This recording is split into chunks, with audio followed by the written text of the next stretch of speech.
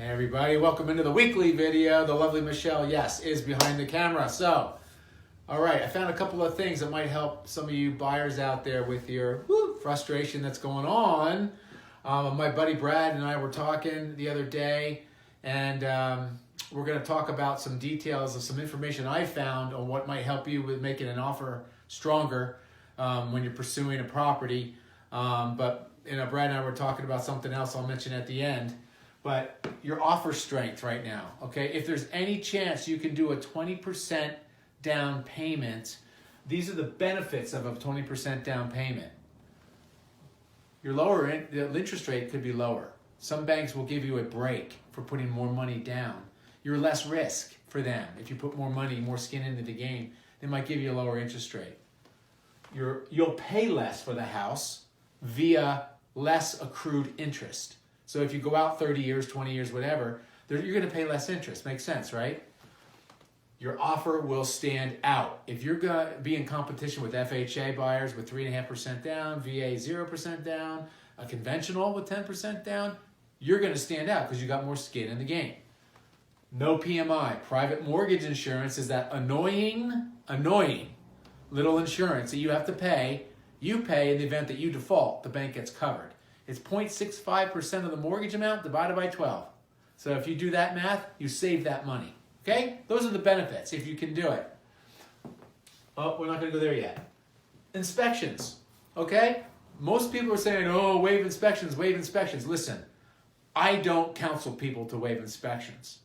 All right? It's a big purchase. However, you're going to be in competition probably with people who aren't getting inspections. I think you have to do it with your realtor on a case-by-case house of what you feel comfortable with doing, okay? It might be a mistake to waive inspections in the long run, okay? Just so you know, you just might not get the house either. So that's something you have to talk about with your realtor about.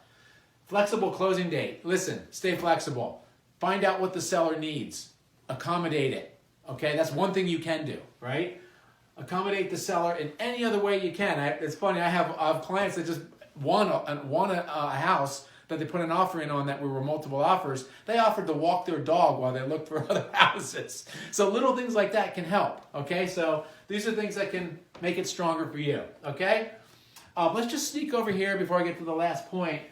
What kind of credit score do you need? Well, FHA requires you to have 580, your credit score, if you're only doing 3.5% down with the FHA. If you go 10% down with FHA, they could drop you as low as 500, okay? Conventional, most of them are going to require 620. USDA is the rural one, 640. VA is going to anywhere between 580 and 620 if you're a veteran.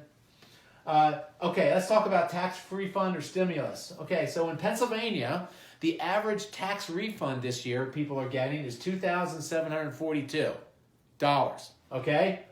If you're doing a 3% down payment, that equals 42% of your payment, of your down payment that you need.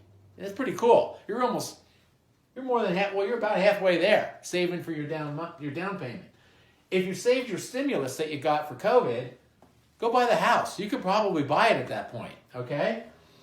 Without either of those, it will take a Pennsylvania person 0.61 years to save a 3% down payment, okay? Just to give you a gauge on how long that would take you. If you're a veteran, you can go 0% down. And if you go 20% down, like we talked about earlier, obviously that's going to take you longer to save it. So save what you can. More money down, the better, okay? Now, price versus your approval letter. When you guys before you started looking for a house, you should have gotten approved for a mortgage, right? You should have an approval letter, which tells you how much money you can afford up to a certain amount. Okay? My buddy Brad and I were talking about, since the list price today is more like a reserve price, like an auction, in other words, that's the bottom number that the seller is going to take. You guys agree? Everyone's going over full price. So let's say you're approved up to $240. You shouldn't be looking at homes over $220. Because if you're looking up for homes up to $240 and you can only afford $240, you're going to lose. You're going to lose every time right now, unless there's some unforeseen circumstance. But try to keep your search level down under your approval point okay? So you can better negotiate a deal. So hopefully that helps you. I hope you understand that. You can always call, text, email me, smoke signal me if you have questions about it. So anyway, I hope this helps you guys. A lot of you guys are frustrated out there. Hang in there. If you need any advice, always feel free to contact me. Be happy to help any way I can. And we will see you next week. Thanks. Take care. God bless.